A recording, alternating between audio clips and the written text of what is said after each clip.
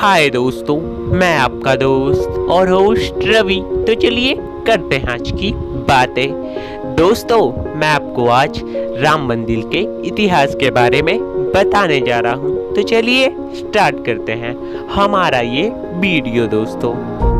तो दोस्तों, इस कहानी की शुरुआत होती है मुगल बादशाह बाबर से। दोस्तों, मुगल बादशाह बाबर ने 1528 में जिस जगह पर भगवान राम का जन्म हुआ था, यानी अयोध्या में एक मस्जिद बनाने का निर्णय लिया और बाबर ने वहां पर एक मस्जिद भी बनवा दी।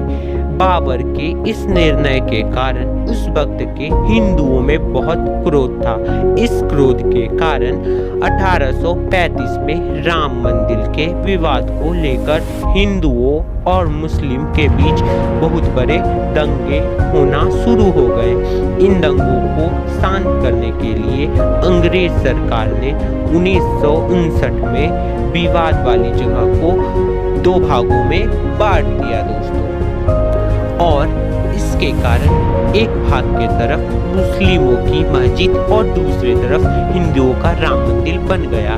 ऐसा कुछ वक्त तक चलता रहा, लेकिन दोस्तों यह तूफान के आने से पहले की शांति जैसा था, क्योंकि 23 दिसंबर 1949 को हिंदुओं और मुस्लिम के बीच उस वक्त का सबसे बड़ा विवाद हुआ और यह विवाद बहुत घातक साबित हुआ। यह विवाद इसलिए हुआ क्योंकि 23 दिसंबर 1949 की सुबह को भगवान राम जी की मूर्तियां मस्जिद में पाई गई। इस विवाद में हिंदुओं का कहना था कि इस चमत्कार को करने के लिए भगवान राम स्वयं प्रकट हुए। मुस्लिमों का कहना था कि यह कोई चमत्कार नहीं, ऐसा किसी ने रात में चुपचाप मूर्तियां उठाकर वहां रख दी थी। इस विवाद को शांत करने के लिए यूपी की सरकार ने विवादित दंगे की जगह पर ताला लटका दिया, जिसके कारण यह जगह कुछ समय के लिए बंद हो गया। दोस्तों, 1950 में यूपी के फैजाबाद सिविल कोर्ट में 2 अर्जियां दाखिल की गई। उनमें से एक अर्जी भगवान राम की पूजा के इजाजत की मांग थी और दूसरी अर्जी विवादित ढांचे में भगवान राम की मूर्ति रखे रहने की इजाजत मांगी गई। लेकिन दोस्तों, इन दोनों अर्जियों को खारिज कर दिया गया।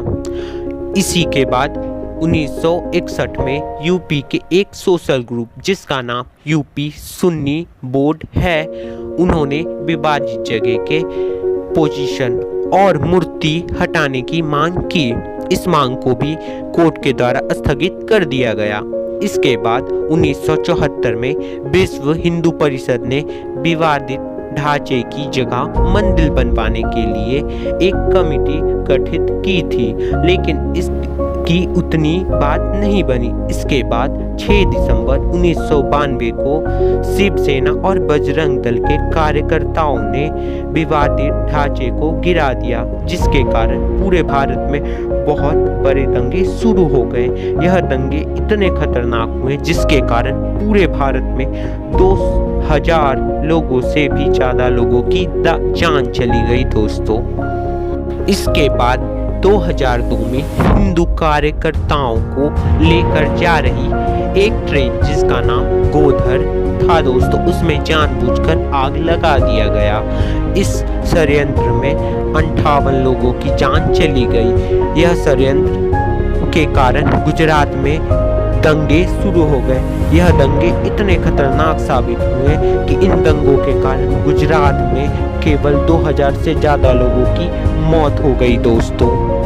इन सभी दंगों के बाद दोस्तों 2010 में इलाहाबाद हाई कोर्ट ने विवादित स्थल में यह कहा कि राम मंदिर और बाबरी मस्जिद, इन दोनों जगहों को बीच में बराबर हिस्सों में बांट देने का आदेश सुनाया दोस्तों। लेकिन दोस्तों 2011 में सुप्रीम कोर्ट ने अयोध्या विवाद पर इलाहाबाद हाई कोर्ट के इस फैसले पर रोक लगा दी। दोस्तों 2017 में सुप्रीम कोर्ट ने यह आदेश दिया कि अयोध्या विवाद को आउट ऑफ कोर्ट सेटल किया जाए। इसके बाद 8 मार्च 2019 को सुप्रीम कोर्ट ने अयोध्या मामले को मध्यस्थल को भेज दिया। मध्यस्थल एक ग्रुप है जो बड़े बड़े विवाद के मामलों को सुलझाता है बिना किसी के पक्ष लिए। इसी के साथ सुप्रीम कोर्ट ने मध्यस्थल को यह मामला 8 सप्ताह के अंदर खत्म करने का आदेश दिया था। मध्यस्थल ने अयोध्या मामले की रिपोर्ट 1 अगस्त 2019 को सुप्रीम कोर्ट को सौंप दिया। लेकिन दोस्तों सुप्रीम कोर्ट ने 2 अगस्त 2019 को यह कहा कि मध्यस्थल इस मामले को समाधान निकालने में असफल रहा।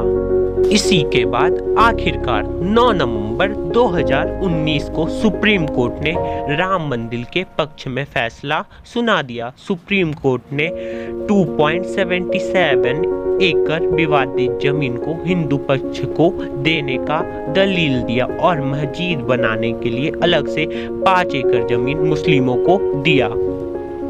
सुप्रीम कोर्ट ने राम मंदिर